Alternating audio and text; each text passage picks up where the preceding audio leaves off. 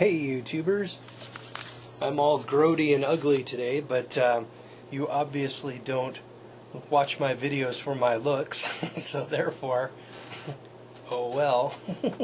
I have two things I'd like to cover today. One is a little tip on computer security, and two is a little overview of the reverse osmosis water filtration system that I like to use. The first one, let's go ahead and start on that.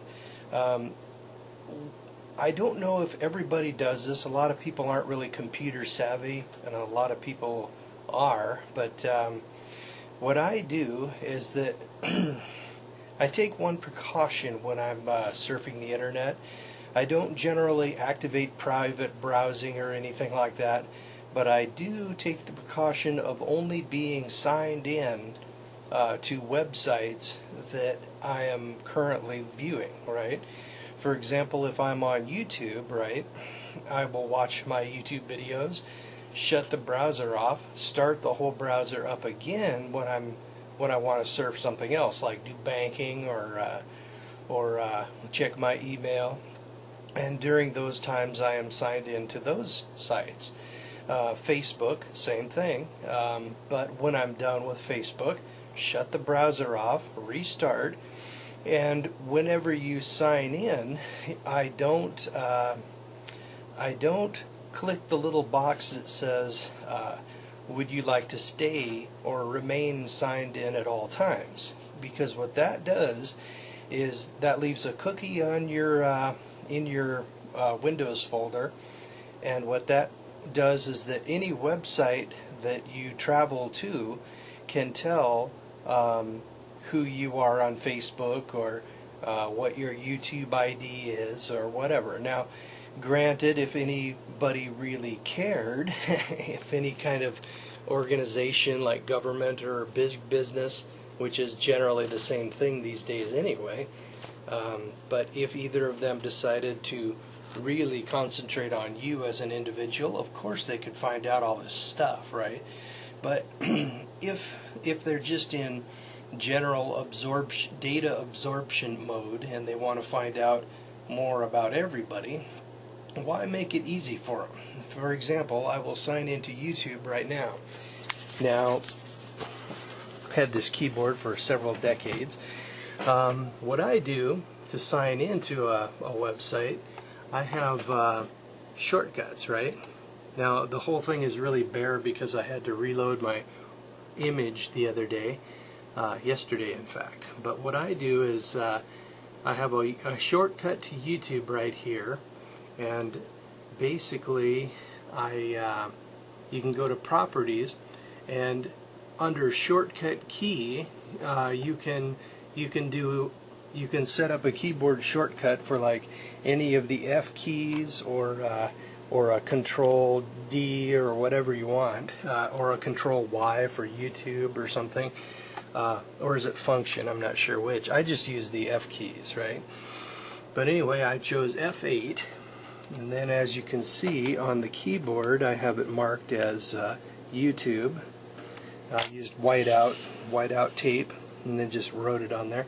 And then F8, boom, that takes me to YouTube, right?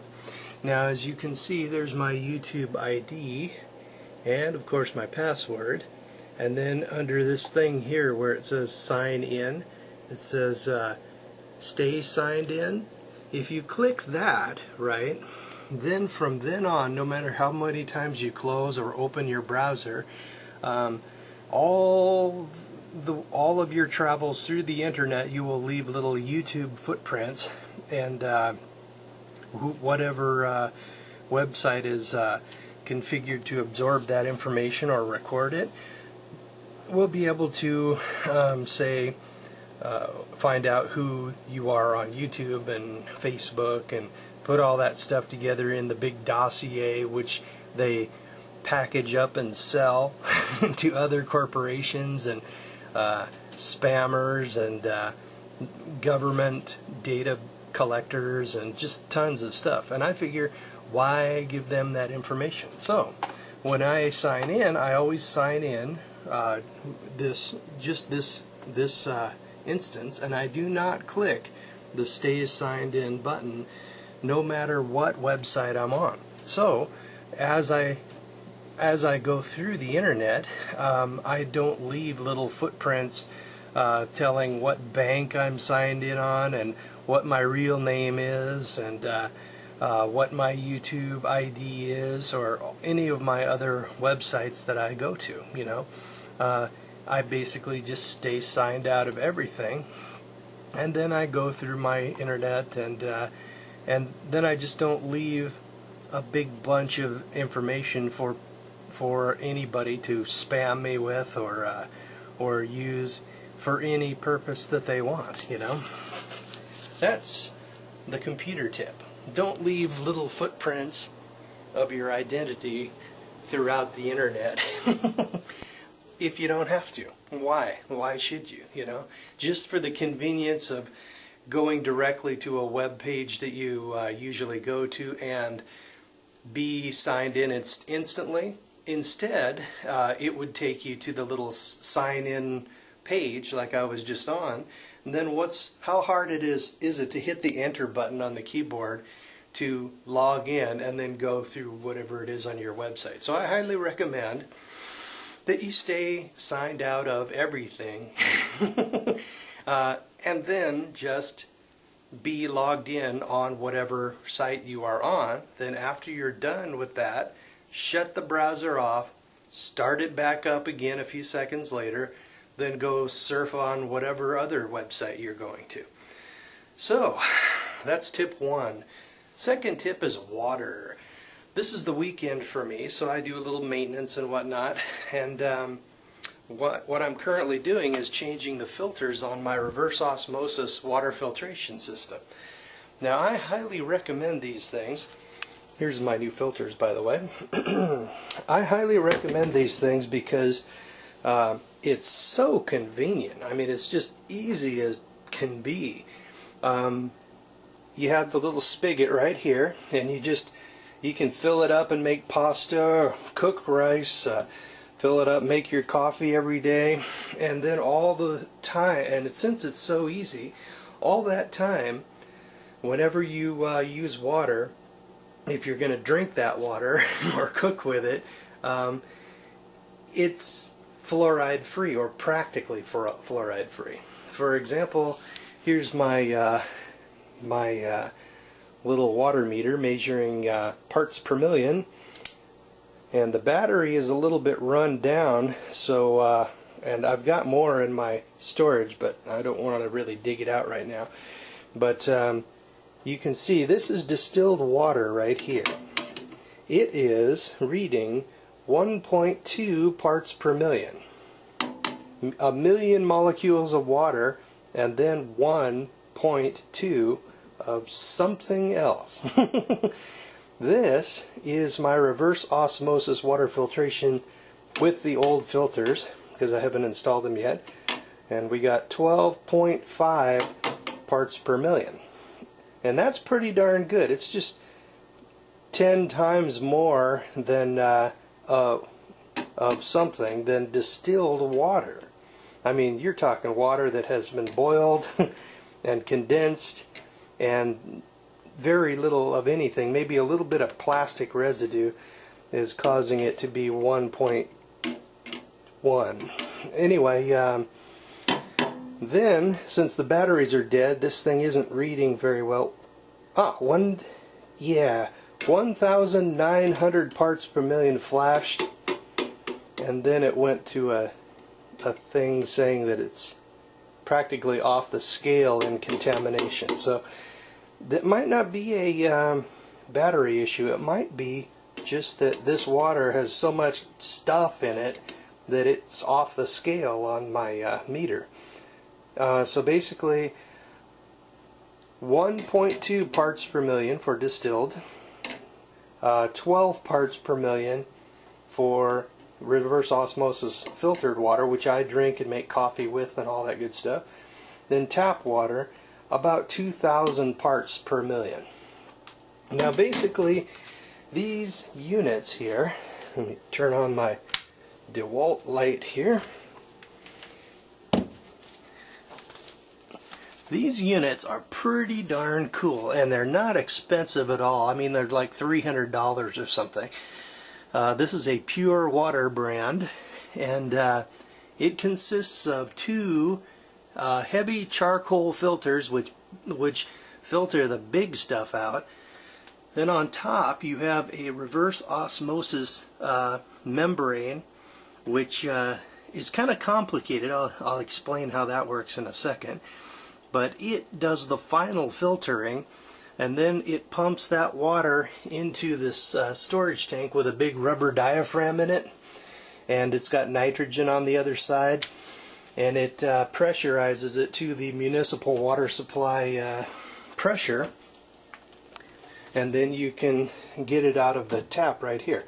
Now I've emptied it out and shut the whole thing down so I can change the filters. Now, and basically some people like to torque things like this down so tight that it would take a gorilla to break it loose. Now that in the mechanical industry is what we call gorilla torquing. It's as if somebody torqued it who was actually a gorilla. Now here is the filter, as you can see. And I have had these filters in here since 2007, and they haven't really shown any signs of contamination increasing, so I haven't bothered to change them. But now, I mean, I figured it's been several years, and they say they're good for a year, but I'm only one guy, right? And I don't drink a huge amount of water, so I figured it was good for longer, so I got like 3 years out of it, and I think that's fine.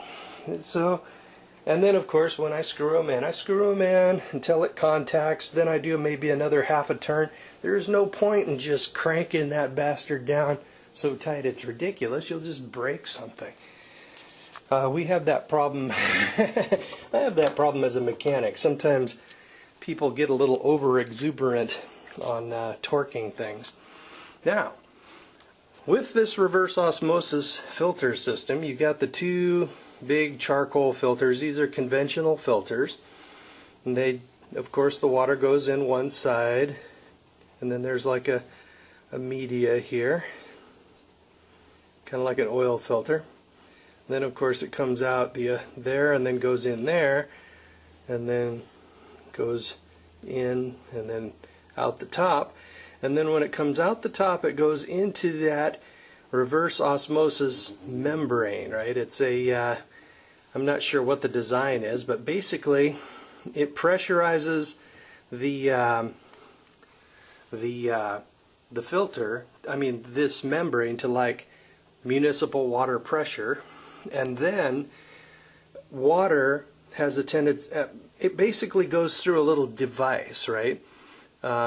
It's a little impeller that's basically powered by the municipal water pressure, right? And the water comes out of the main filters, goes into this impeller, right? And then it also, and there's this little thing that spins around. You can hear it whirring in there sometimes. And if I understand correctly, it pressurizes it quite possibly to a higher pressure than municipal water supply.